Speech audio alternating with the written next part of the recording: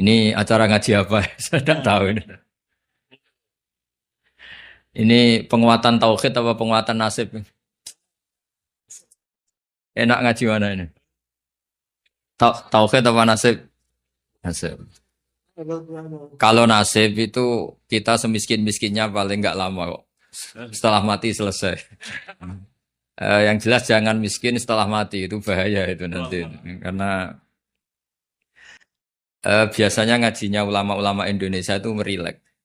Kenapa rilek? Karena hampir semua ulama, baik ulama ahli sunnah maupun yang lain berpendapat al-uqulu muttarratun ila qabulil haq. Yang namanya akal itu terpaksa menerima kebenaran. Sehingga dalam tradisi aswaja, saya ulang lagi, saya nyebut aswaja bukan ahli sunnah karena selalu ada pergeseran dalam percaturan nama ini. Dulu yang namanya ahli sunnah itu ya ahli sunnah. Sekarang kalau kontra Syiah pasti namanya apa? Sunni. Meskipun di internal Sunni ada yang percaya wasilah, ada yang mengharamkan wasilah. Tapi saya tidak mau mendiskusikan itu. Saya mau cerita bapak-bapak, ibu-ibu, mbak-mbak yang saya cintai, yang saya hormati. Kebenaran itu sesuatu yang absolut. Karena absolut, maka akal ini pasti menerima. Saya beri contoh yang ringan-ringan saja. Misalnya kita akan bilang bahwa baju saya ini putih.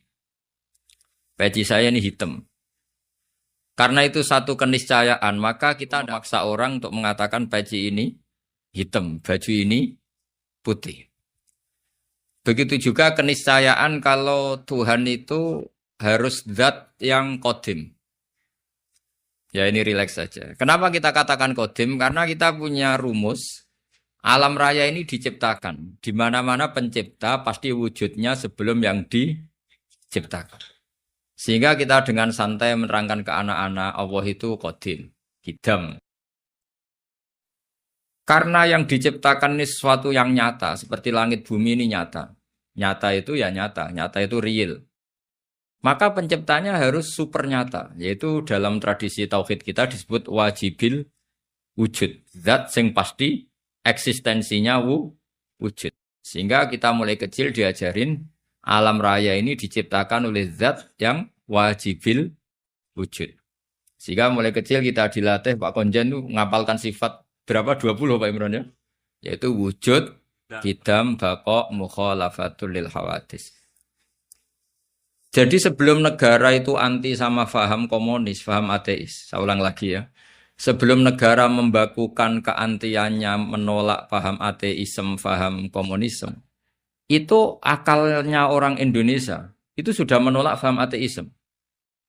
Kenapa menolak? Karena di musola-musola, ini Pak Imran juga anaknya Kiai, saya tahu keluarga beliau karena orang Madiun. Saya itu, mbah saya itu juga ada yang orang Sewulan pondok tertua di mana itu? Madiun, itu masih, saya ini keluarga Mbah Sambu Lasem. Saya ulang lagi ya. Jadi sebelum negara itu anti faham ateisme, ateisme itu satu faham orang itu anti Tuhan, bahwa alam raya ini tanpa butuh Tuhan. Sebelum negara punya ketetapan MPR menolak ateisme, komunisme, itu akal kita sudah dilatih menolak. Kenapa dilatih menolak? Karena akal kita tidak bisa menerima. Misalnya hadhil maujudat, terus kamu bilang khalaqahal Adam. Bahwa langit bumi yang wujud ini diciptakan oleh sesuatu yang tidak wujud. Itu akal sehat mana yang bisa menerima konsep itu?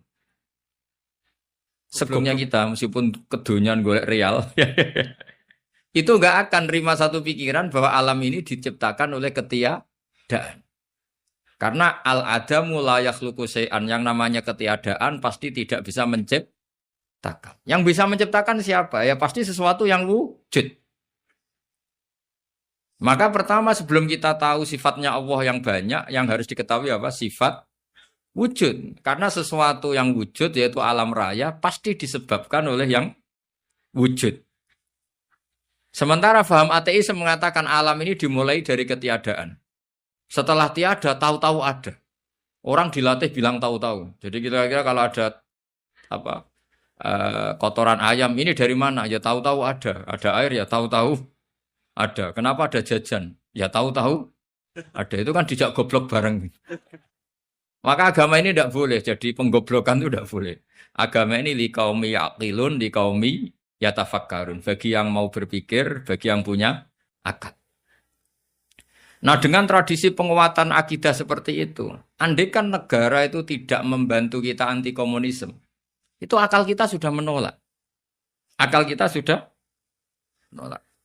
Tapi alhamdulillah akal sudah menolak, negara juga menolak. Sehingga bangsa Indonesia insya Allah jadi bangsa sing mubarokah, bangsa yang diberkahi. Karena sering ada keselarasan antara keputusan Islam dan keputusan negara. Nah, tapi teori saya begini Pak Gunjani, saya pernah ke Korea, pernah ke Thailand, pernah ke Malaysia. Kira-kira di era modern, suatu saat negara ini satu dunia lah, bukan negara, satu dunia ini menjadi globalisme. Sudah mengglobal. Dan nanti ideologi, akidah, atau pemikiran itu pasti bebas. Karena dianggap itu hak asasi manusia. Maka saya minta madrasah sini juga yang lain-lain. Nanti pertarungannya adalah pertarungan logika. Karena negara tidak terlalu bisa diharapkan tadi. Misalnya negara Uni Soviet, terus kadung komunis. Misalnya. Negara Cina kadung komunis. Korea Selatan juga begitu. Beberapa negara Eropa kapitalisme. Dan beberapa negara yang lain sudah milih ideologi tertentu. Kalau kita mengandalkan negara, maka pertarungan-pertarungan akal itu tidak pada semestinya. Tapi kalau kita mengandalkan al-barohin wal hujjat, itu adalah logika yang disebut oleh Allah qul falillahil hujjatul baligha. Itu maka Islam itu akan nyaman. Saya beri contoh begini, misalnya kita ngajar di Eropa atau di Amerika. Kita bandingkan saja. Kamu milih Tuhan yang sebelum ada alam raya ini atau Tuhan yang sudah lahir di bumi. Mesti akal sehat mengatakan milih Tuhan yang ada sebelum langit dan bumi. Karena kalau Tuhan yang lahir di bumi, logikanya sama buminya dulu buminya. Bagaimana dia tahu-tahu jadi Tuhan, lahirnya saja dulu buminya. Jadi kita mensyarahkan bingung. Tuhan lahir di bumi. Berarti bumi dituhani oleh Tuhan baru. Itu gak ketemu secara akal.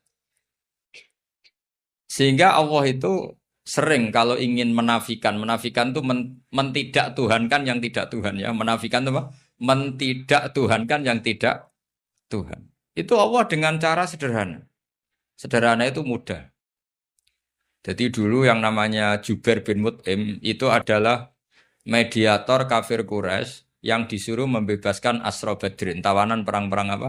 Badar. Karena dia orang cerdas, dia jadikan mediator untuk nego sama Rasulullah SAW.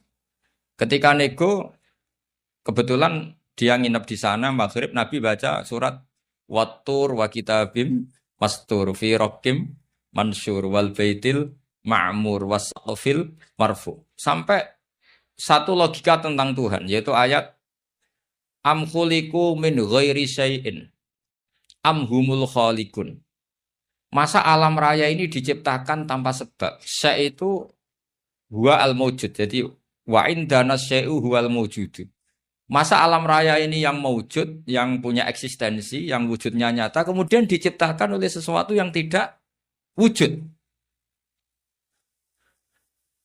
Akhirnya Jubair bin Mut'im itu mikir. Amhumul khaliqun, atau memang kalau kamu gak percaya Allah itu gak ada.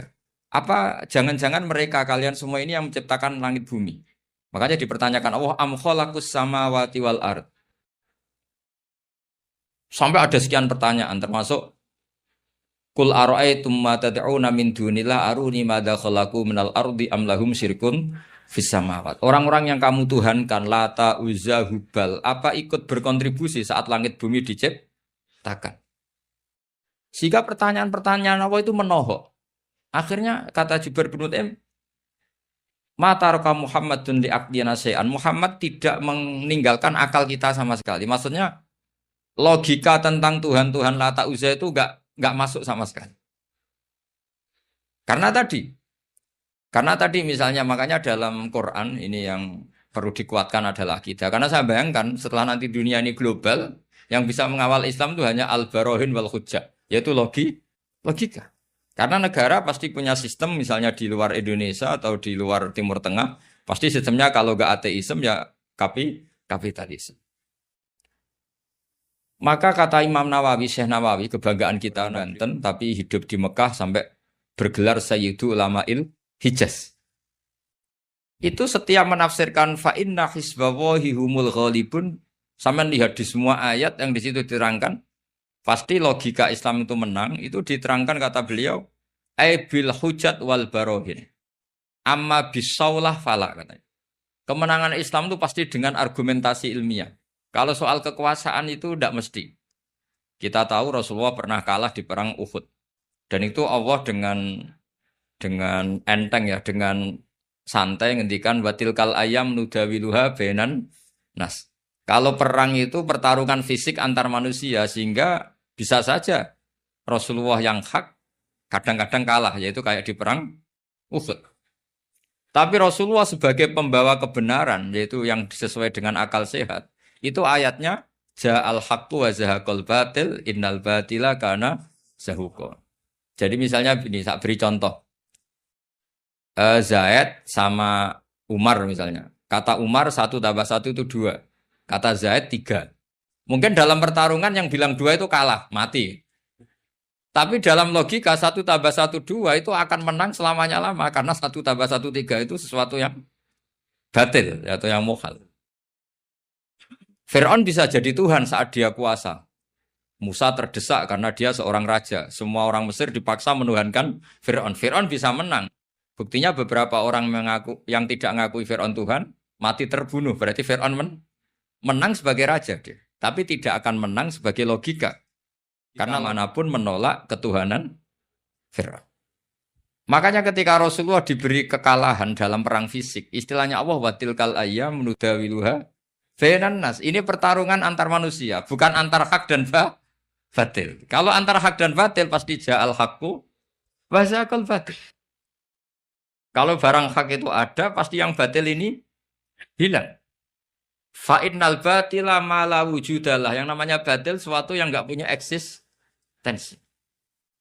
Makanya sebagian Quran mengistilahkan qul ja'al haqqu wa ma yubdi'ul batil wa ma yu'id.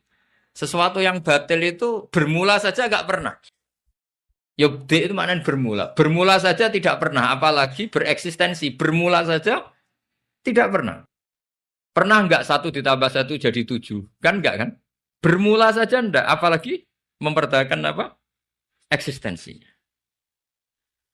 Jadi kira-kira Fir'aun ya enggak pernah Tuhan, Namrud ya enggak pernah Tuhan. Begitu juga yang dipertuhankan selain Allah. Selamanya enggak pernah sebagai Tuhan. Karena apa? Yang dikatakan Tuhan adalah zat yang paling punya pengaruh pada alam raya ini. Tentu harus bersifat qadim. Nah sementara Fir'aun ada tanggal lahirnya, Tuhan-Tuhan yang lain juga ada tanggal lahirnya. Bahkan ada tahunnya, 2000 berapa gitu. Itu kalau alam raya umurnya 5000 tahun saja sudah bingung Tuhannya karena dulu alamnya. Sehingga ketika Fir'aun merasa sebagai Tuhan, itu cara mengalahkan tidak dengan kekuasaan, tapi dengan argumentasi. Yaitu ketika Fir'aun tanya Musa, lalu kalau kamu punya Tuhan yang lain, Tuhan kamu siapa? Kata Musa yang menuhani langit bumi. Rabbus samawati wal ardh. Fir'aun masih bisa ngeles. Kata Fir'aun, saya sering jalan-jalan yang dituhankan orang itu saya. Makanya kata Fir'aun, ma'alim tulakum min ilahin ghairi. Setahu saya yang dituhankan itu saya. Soal kemungkinan Tuhan Musa ada di langit, terus dia manggil Haman itu arsitektur handal, ya Haman ibnili sorhal la'alli ablughul asbab as-samawati fa'attali'a ila ilahi Musa. Haman bikinkan piramida yang tinggi supaya saya bisa melihat Tuhannya Fir'aun. Tuhannya siapa? Musa. Andai kan adu argumentasi ini nunggu piramida jadi, maka Musa akan kalah. Karena setelah dilihat pun Tuhan tidak akan pernah kelihatan. Maka Musa agak mau, kalau pakai logika itu Musa pasti kalah. Tapi Musa pakai logika sederhana yang Fir'aun itu terperanjat. Dan menjadikan orang sekeliling Fir'aun menjadi mukmin. Yaitu dengan logika Rabbukum wa Rabbu abaikumul awali. Yang menuhani nenek moyang kamu. Itu kaget Fir'aun. Orang-orang juga langsung jadi mukmin yang meskipun yaktumu imana, menyembunyikan apa? Karena logikanya kalau Fir'aun Tuhan berarti buyutnya tanpa Tuhan. Kan zaman buyutnya Tuhannya belum lahir. Berarti ini ada makhlukun yataqaddamu khaliqan. Ada makhluk mendahului Tuhan. Sehingga orang-orang terus mikir, oh, Fir'aun geblek tenan, pangeran udah mbah di buyut. Kalau di mbah di buyut berarti buyutnya tanpa pangeran karena pangerannya datang terlambat. Ya kan Fir'aun kan punya bin. Terus sementara dia yang Tuhan, bapaknya enggak Tuhan, mbahnya enggak Tuhan, buyut-buyutnya. Berarti Tuhan, anak cucu tidak Tuhan. Logika itu tidak masuk. Maka kita mulai kecil di musala-musala diajarkan wujud, kidam, bako. Logikanya gampang saja. Alam raya ini kadung wujud. Kalau kadung wujud, nggak boleh kita punya rumus, ini alam yang wujud, diciptakan oleh yang tidak wujud. Itu mbok akal paling nggak waras pun, ini gimana? Suatu yang tidak wujud, berperan pada yang wujud. Pasti nggak masuk akal. Makanya kata Ibnu Hajar al-Asqalani, penyarah kitab Bukhari, yaitu disebut kitab apa? Fathul Bari Bisyarhil Bukhari. Itu beliau ngendikan salasun mangkun nafihi wajada halawatal iman. 3 hal ini kalau kamu tahu, kamu merasakan akan menemukan manisnya iman. Itu kata saya Ibnu Hajar al-Asqalani, ngendikannya begini. Wa hadza huwa al-musamma bil iltizat al-aqli. Saya masih ingat. Ini yang dinamakan kenyamanan secara berpikir. Jadi halawatal iman menurut beliau adalah orang yang sampai ke rutbatul iman, ke derajat iman karena kekuatan berpikir. Misalnya begini. Kamu bisa tidur gak kira-kira kalau dipaksa oleh satu ideologi yang jadi Tuhan tuh Fir'aun. Dia lahir di bumi, punya bapak, babahnya gak Tuhan. Yang mulai Tuhan ya Fir'aun itu. Karena dia Tuhan maka dia pencipta mbah-mbahnya. Padahal dia datang terlambat. Itu otak kamu paksa nerima itu tuh gak bisa nerima. Karena aneh, Tuhan kok datang terlambat. Fir'aun itu Tuhan, tapi lahirnya sama wujudnya dulu bumi yang dituhani. Mesti kamu kan balik loh, podo-podo pangeran aduk bumi ini tidak Fir'aun kan gitu. Nah, beda dengan akidah Islam. Akidah Islam itu yang membuat kita bisa tidur nyaman, merasakan halawatal iman karena alam raya ini diciptakan oleh zat yang lebih dulu ketimbang alam raya ini. Zat ini karena pencipta bersifat super, terus oleh ulama disebut wajibil wujud. Karena pencipta datangnya harus lebih awal timbang yang diciptakan, sehingga zat ini berstatus qadim atau al-awwal. Karena dia pencipta maka dia superior, karena superior tidak terkalahkan, maka zat ini bersifat baqo, wujud kidam baqo. Karena zat ini super maka nggak boleh ada kembarannya. Pak Imran saja nggak mau ditandingi apalagi Tuhan.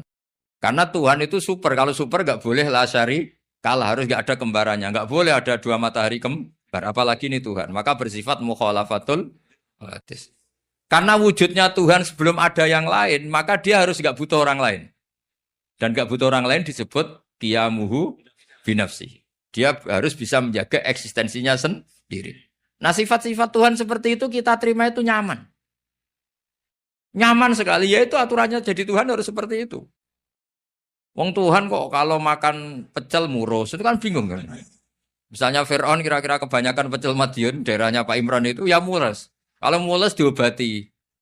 Kalau diobati terus sembuh. Wah tadi Tuhan lemes sekarang sudah sembuh. Bingung kan kita punya Tuhan seperti itu. Bingung nggak kira-kira kalau punya? Terus kalau ada orang masalah jangan sekarang lapornya. Tuhan masih tidur. Pusing nggak? Tuhan masih semua masalah di cancel karena Tuhan baru sakit. Kalau HP-nya hilang juga nggak tahu nyari di mana. Itu kan bingung semua. Bandingkan Tuhan menurut versi Islam. Allahu la ilaha illa huwal hayyul qayyum. Tuhan itu siapa? La ta'khudhuhu sinatu lana. Enggak mungkin tidur, enggak mungkin kantuk. Nah, sifat-sifat seperti itu tuh namanya al-hujjat wal barohin. Kita punya logika yang kelima tentang menemukan Tuhan. Nah, yang seperti ini tuh pasti ja'al haq. Jika saya pernah ditanya, saya ini karena ngajar di Jogja, di daerah akademisi. Pak Bak, suatu saat kalau ada perbandingan agama, boleh enggak? Saya bilang boleh. Yang penting enggak perbandingan pemeluk agama. Karena kalau Islam dibandingkan non-Islam, pasti yang menang Islam. Liyudhirahu ala dini kulli. Makanya dulu masyhur itu ada perdebatan Ahmad Didat sama seorang non-Muslim. antara Tuhan Allah dan Tuhan yang lainnya. Itu banyak mahasiswi dari Swiss, dari Swedia bilang, sepertinya Tuhan Anda lebih menarik. Karena disifati Tuhan Islam adalah sebelum ada alam raya ini, tidak ada kembarannya, tidak ada macam-macam, pokoknya tidak ada yang salah. Sementara Tuhan yang lainnya, lahirnya di bumi, ada tanggalnya, pernah kecil, mungkin pernah kalau jalan jatuh, mungkin pernah macam-macam. Sehingga nggak meyakinkan berstatus sebagai apa? Tuhan. Nah, kalau kamu cara beriman seperti ini, namanya sudah ja'al haqqu wa zahaqal batil. Maka harus dibedakan Islam dan orang Islam. Kalau orang Islam mungkin di daerah yang mayoritas Muslim, copetnya juga Muslim. Nanti koruptornya juga Muslim. Sehingga nggak bisa dibanggakan Muslimnya. Tapi kalau Islamnya selalu bisa dibanggakan. Makanya saya bilang, kalau ada perbandingan agama itu ya Islamnya, jangan orangnya. Kalau orangnya ya repot. Di daerah yang kebetulan malingnya Muslim ya Muslim. Koruptornya juga Muslim. Pencopetnya nanti juga Muslim. Bahkan ada raja tertentu yang mengatasnamakan raja Islam itu selirnya sampai 30. Mana ada Islam menghalalkan sampai 30. Tapi itu kan orang Islam, bukan aturan Islam. Itu kan repot. Nah sekarang yang kita sesali kajian agama atau perbandingan agama itu yang dikaji itu orangnya. Sehingga kita sering kalah. Misalnya nyuwun sewu beberapa negara tertentu yang mengatasnamakan negara Islam sering perang. Terus itu dianggap cerminan Islam. Padahal Islam rahmatal lil alamin. Tapi kalau orang Islam yang tidak rahmat ya banyak yang selalu suka mendolimi orang lain. Maka kita harus hati-hati mana perilaku seseorang dan mana itu Islam. Sehingga perang itu, perang zaman Nabi itu ada perang nudawiluha benan nas, perang yang dihitung sebagai manusia. Ada perang yang dihitung benal haqi wa benal batil. Kalau perang itu antara pertarungan benar dan salah, pasti yang menang itu benar. Karena tadi, qul ja'al haqqu wa ma yubdi'ul batilu wa ma yu'id. Sesuatu hak itu pasti datang, maknanya pasti punya eksistensi. Seperti putih. Putih ini ya memang putih, punya eksistensi putih. Yang mengatakan ini hitam, meskipun dalam pertarung menang, tetap dia kalah. Bisa saja mengatakan baju saya putih, itu kalau duel fisik menang yang mengatakan hitam. Duel fisik ya.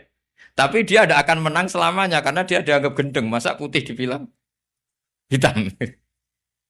Paham ya ini logika ini? Di sini ada istilah ja'al haqqu wa zahaqal batil. Sehingga Quran itu unik cara ngajari kita berfilsafat. Kalau ada kalimat itu salah, itu disebut kata Quran kaburat kalimatan takhruju min afwahihim. Ada satu kalimat perkataan yang menjadi kalimat itu karena diucapkan oleh lisan. Allah menyebut kaburat kalimatan takhruju min, seperti sampean bilang, bajunya Gus Ba itu hitam. Itu ya satu kalimat. Tapi menjadi kalimat karena diucapkan. Tapi iyakuluna illa kadiba, kalimat itu bohong. Wong putih kok dibilang hitam. Ada kalimat yang memang menunjuk musamanya. Kalau dalam ilmu mantek, kalimat yang menjadi kalimat karena menunjuk hakikat. Itu yang kalimatul haqqin. Seperti orang yang bilang baju Gus Ba itu putih. Dia menjadi kalimat karena mengatakan sesuatu yang sesuai kenyataan. Sehingga kalimat tauhid disebut kalimatul haqqin 'alaiha nahya wa 'alaiha namut. Itu satu kalimat yang memang hak, memang nyata, memang yang Tuhan itu Allah. Sehingga mengatakan Tuhan itu Allah adalah kalimatul haqqin. Tapi yang mengatakan misalnya Fir'aun itu Tuhan itu disebut kalimatul batil, menjadi kalimat karena diucapkan, bukan karena menunjuk hakikat. Paham ya ini ya? Itu hebatnya Quran melatih kita. Jadi ada kalimat penunjuk kebenaran, ada kalimat menjadi kalimat karena diucapkan. Makanya disebut kaburat kalimatan takhruju min afwah. Sehingga kalimat itu punya problem. Problemnya apa? Yaitu sekali salah awalnya, ini diskusi ringan tapi masalah tauhid. Itu kalau salah awalnya akan salah terus. Sehingga Nabi Adam pertama diajari Allah itu tentang penamaan sesuatu. Wa 'allama Adamal asma. Karena semua kemusyrikan itu dimulai dari salah nama.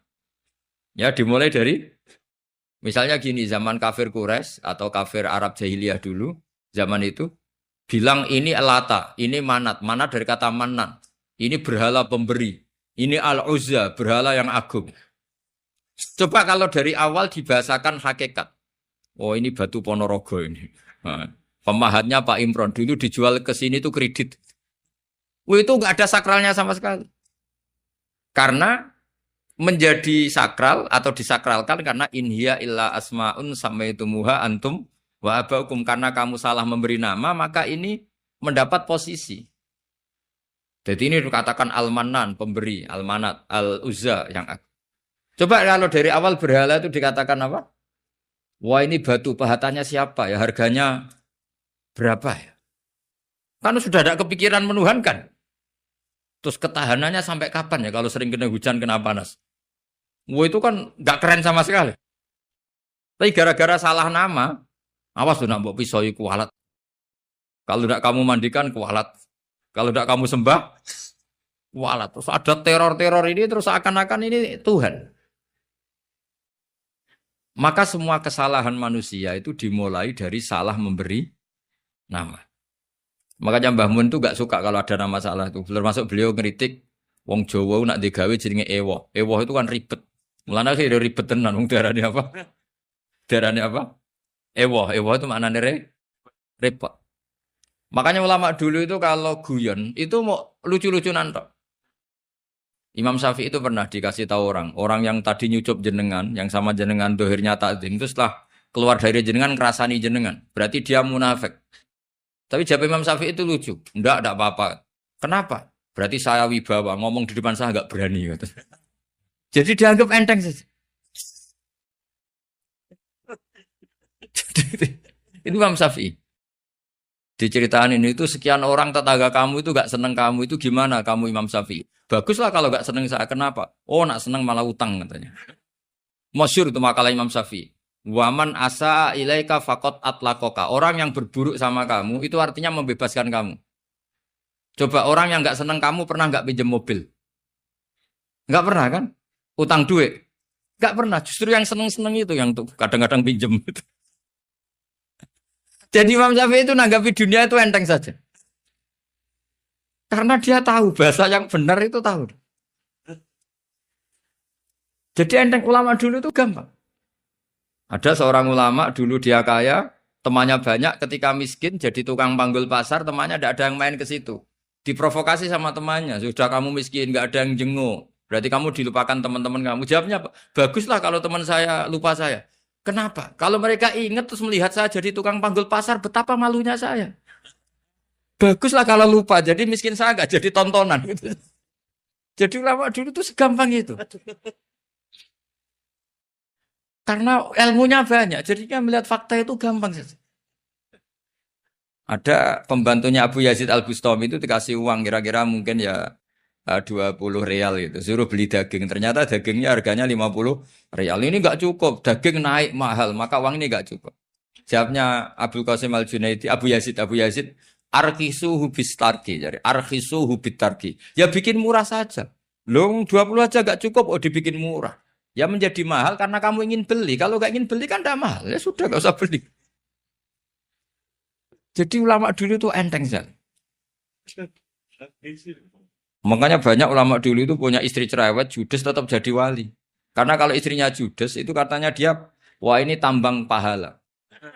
Karena mensabari orang judes itu ibadah. Maka bilang istrinya, monggo teruskan. Nah selama ini kan enggak, kalau istri kita judes kita bilang, wah ini kita lelaki kok dimarahin istri, harga diri kita itu berpikir yang salah. Ini tambang pahala. Tambang apa? Dan kalau judes itu bagus.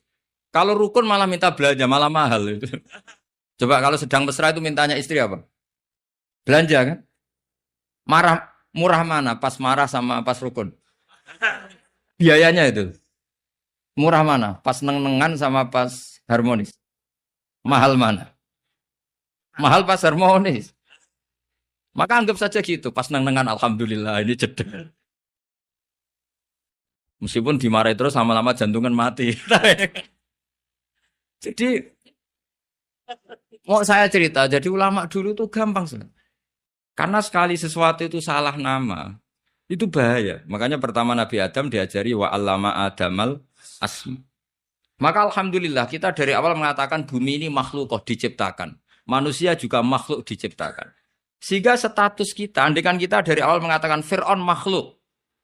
Nabi Isa juga makhluk. Mungkin nggak menuhankan orang yang berstatus makhluk. Tapi kita kadang nggak mengatakan manusia itu manusia super. Yang seakan-akan hidupnya nggak butuh orang lain. Maka saudara Rasulullah ketika begitu bangganya dikatakan gelar saya terbaik kata Nabi adalah Abdullah, hamba Allah. Karena Nabi gak ingin nasibnya seperti Nabi Isa. Justru dengan gelar Abdullah itu Nabi gak akan dituhankan. Karena berstatus Abdullah. Abdun ya berstatus Abdul. Jadi Islam ini juga harus dikawal oleh jangan sampai kita keliru memberi penamaan. Saya di Jogja sering memberi saran ke bapak-bapak ibu. Kalau kamu bilang anak, wah ini anak nanti membiayai setelah kuliah, biaya lagi, nikah, biaya lagi. Maka kamu lihat anak ini problem. Tapi kalau kamu melihat anak, ini penerus sujud saya, penerus kebaikan saya. Kalau saya sudah mati, tabungan saya adalah di anak. Saya sujud, anak saya sujud, cucu saya penyembah Allah, pecinta Rasulullah. Maka melihat anak ini sebagai penerus kebaikan. Maka menganggap anak itu penting. Sehingga Allah kalau mengistilahkan anak itu apa? Walladzina amanu wattaba'athum dzurriyyatuhum biimanin. Kita melihat anak itu ini generasi penerus iman saya, ini generasi penerus sujud saya. Maka kita melihat anak ini senang. Tapi kalau dari awal melihat sebagai apa? Beban. Maka terus anak ini problem. Sampai kalau asik kumpul istri terus jadi hamil. Loh kok hamil padahal saya ada ingin. Anak-anaknya sendiri, loh hamil padahal saya ada. Apalagi kalau terpaut setahun. Loh anak kok kacek sidik, kesundulan aku yura niat. Jadi ini baru ada nih. Jangan ada namanya. Belum. Jadi saya mohon sekali, jadi agama ini hanya bisa dikawal dengan al-hujjat atau logika. Makanya dikatakan Allah wa tilka hujjatuna atainaha Ibrahim ala qaum. Tapi sekarang banyak orang itu enggak berlatih argumentasi. Sehingga di tradisi Aswaja NU, orang harus hafal aqidatul awam, harus hafal sifat wajib 20, sifat muhal 20. Terus sifat wajibnya Nabi 4, sifat muhalnya Nabi 4, sifat jaiznya 1. Tanpa itu semua kita tidak bisa ngawal apa? Islam. Karena pertarungan-pertarungan duniawi itu menyudutkan Islam. Misalnya Anda bilang, katanya orang Islam itu hidupnya fid dunya hasanah. Orang Ethiopia kok miskin-miskin? Kamu tidak bisa jawab. Tapi kalau kamu membela Islam dengan logika, misalnya mereka menuhankan makhluk yang lahir di bumi. Kamu menuhankan zat yang adanya sebelum langit dan bumi. Kira-kira kalau adu argumentasi menang mana? Keabsahan sebagai Tuhan. Tentu lebih logis yang ada sebelum langit dan bumi. Yang layak berstatus sebagai Tuhan. Nah itu yang harus mengawal Islam itu. Liqaumi ya'qilun, liqaumi yatafakkar. Sehingga dulu Nabi itu kalau menerangkan tauhid itu gampang sekali. Saya berkali-kali cerita kalau ngaji, dulu orang kafir jahiliyah itu Tuhannya banyak. Karena problemnya banyak. Sehingga ketika Nabi mengajarkan satu konsep Tuhan satu atau tauhid, itu mereka bilang gini, aja alal alihata ilaha wahida innaha dalaseun ujab. Masa urusan banyak kok Tuhannya satu ini aneh. Makanya mereka bilang apa? Aja alal alihata ilaha wahida. Masa Tuhan yang banyak menjadi satu ini aneh. Problem kita banyak, kasus kita banyak. Harusnya Tuhannya juga banyak. Terus Nabi secara santai menerangkan, kalau kamu jadi pembantu atau jadi budak, terus punya majikan banyak, perintahnya beda-beda. Kamu pusing enggak? Wah ya pusing Muhammad, mendingan majikan satu. Terus Kanjeng Nabi bilang, inna rabbakum sayyidukum, Tuhan kamu adalah majikan kamu. Kalau Tuhannya banyak, merintahkan semua, pusing kamu. Ya sudah, Tuhannya satu saja. Itu yang dimaksud, daraballahu mathalan rajulan fihi syuraka'u mutasyakisuna wa rajulan salamal lirrajul hal yastawiyani masalah alhamdulillah. Allah membuat satu perumpamaan, ada orang punya majikan banyak yang perintahnya beda Beda dengan orang yang hanya mengabdi satu majikan. Kira-kira kamu milih mana? Milih yang satu majikan. Terus ketika mereka menuhankan berhala itu Nabi bikin contoh itu sederhana sekali. Daraballahu masalan abdam mamlukan. Allah memberi satu perumpamaan begini. Nabi itu pidato begini. Andaikan ada budak yang buta, sudah buta tuli. Kamu mau nggak tak kasih pembantu yang seperti itu? Wah ya nggak mau Muhammad, pembantu kok malah ngerepotin nih. Berarti itu nggak sah jadi pembantu, nggak sah. Lalu jadi pembantu saja nggak sah kok jadi Tuhan. Yaitu berhala itu kalau potong tangannya terputus ya dibangun lagi. Kalau kotor dimandikan. Itu kan Tuhan kok ngerepotin. Jadi ada itu makanya disebut wator bahwa masalah rojulaini ahaduma abkam. Abkam itu nggak bisa ngomong. Layak qadiru ala syai'in, melakukan apa saja nggak bisa. Wa huwa kallun ala maulah, adanya hanya merepotkan. Jadi Nabi bikin satu logika. Kamu mau nggak punya pembantu yang buta, yang bisu, yang tidak bisa melakukan apa-apa. Wa huwa kallun ala maulah, yang adanya hanya merepotkan. Mereka jawab nggak mau Muhammad. Nah sekarang Tuhan kamu yang kamu sembah itu Lata Uzza, itu kan merepotkan. Kalau kotor kamu mandikan, kalau ada yang potong terputus kamu tata lagi. Itu logika. Sehingga terus orang kafir Mekah itu iman itu dengan logika. Itu yang dimaksud lam yakunil ladzina kafaru min ahlil kitabi wal musyrikina munfakkina hatta ta'tiyahumul bayyinah. Orang musyrik selalu dengan logika kemusyrikatan. Sehingga datanglah al-bayyinah, logika yang begitu jelas. Itu siapa? Rasulun minallah yatslu suhufam mutahhar.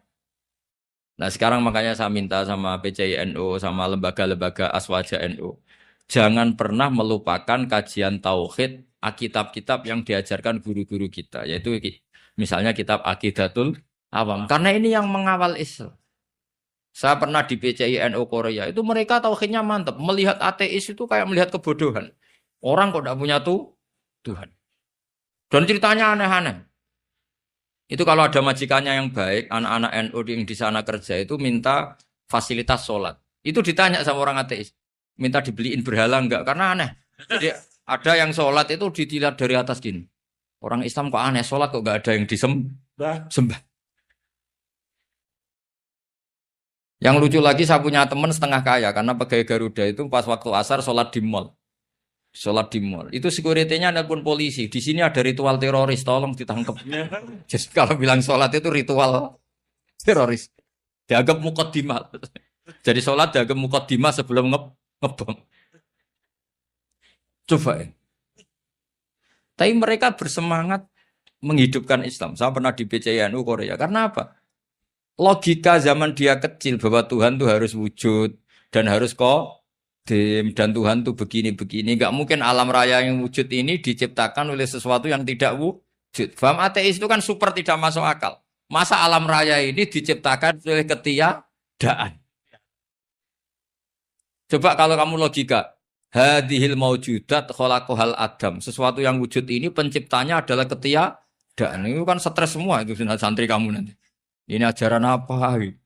Tapi kalau Islam kan mengajarkan hadhil maujudat khalaqaha wajibul wujud. Wujud ini diciptakan oleh zat yang super wujud. Kan enak di akal itu. Enak. Nah, kalau sudah enak begitu disebut wajadah halawatal iman. Kamu menemukan nikmatnya iman. Atau yang disebut al-iltizat al-aqli, kenyamanan cara berpikir. Dan itu hebatnya NU. Makanya NU itu dulu Wali Songo itu mengajarkan itu tidak menguasai negara dulu, tapi menguasai logika. Kalau negara itu bentukan kemudian. Makanya sebelum ada negara Indonesia, Islam sudah mayoritas karena fa'innal uqula muttarratun ila qabilil haq. Yang namanya akal pasti terpaksa menerima kebenaran. Jadi makanya itu hikmahnya kenapa Kiai NU tidak menjadi ekstremis, tidak menjadi Islam yang keras radikal. Agama itu mudah diterima. Karena kebenaran itu mudah diterima, nggak usah paksa. Karena la ikraha fiddin. Kenapa la ikraha? Qad tabayyana rusydu minal ghayy. Mana benar, mana salah itu pasti jelas. Ya, saya kira demikian. Assalamualaikum warahmatullahi wabarakatuh.